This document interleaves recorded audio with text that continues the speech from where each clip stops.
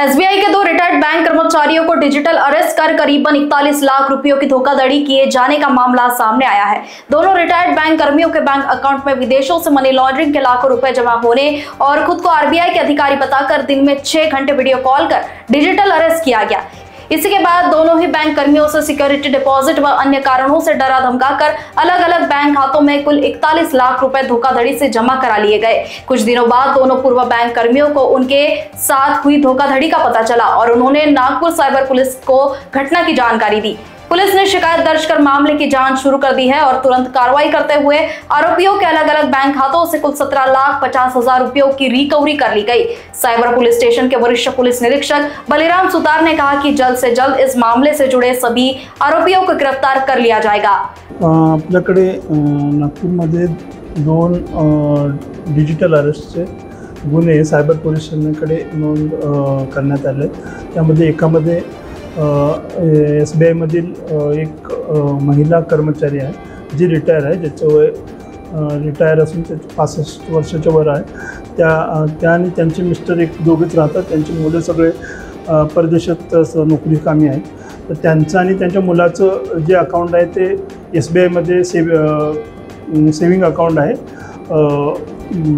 त्यामध्ये त्यांना एक हे आला KYC अपडेट करण्याबाबतचा कॉल आला आणि तुमचे बँकेचे सर्व कागदपत्र KYC अपडेट करा, नसेल तर तुमचं अकाउंट 2 तासात बंद होईल, अशा प्रकारे वगैरे त्यांना फोन आला।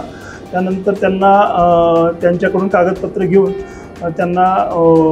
त्यांच्याकडून विविध तुमच्या खात्यावर एवढे पैसे बाहेरच्या देशातून येतात आणि ते मनी लॉन्ड्रिंगचे पैसे असून तुम्हाला आम्ही अटक करू वगैरे असं फोनद्वारे हे करून डिजिटल अरेस्ट करून त्यांच्याकडून 19 लाख रुपये भरून घेतले वेगवेगळ्या खात्यामध्ये।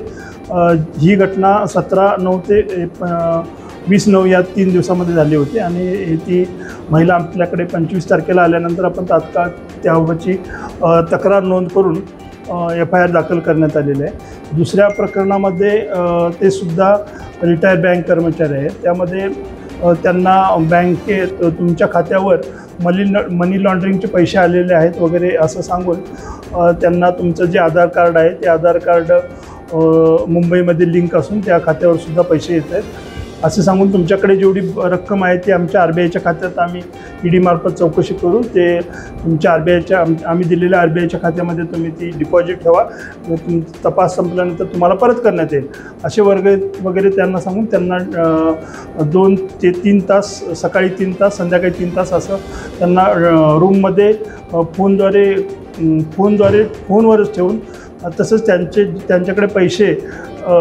नसताना सुद्धा त्यांना मुथूट फायनान्समध्ये पाठवून त्यामार्फत त्यांच्या सोन्यावर कर्ज घेऊन त्यांच्या मार्फतीने विविध खात्यात पैसे भरून त्यांची फसवणूक केलेली आहे। यामध्ये त्यांचा 22 लाखाचा फ्रॉड झालेला आहे। सदरच्या दोन्ही घटना ह्या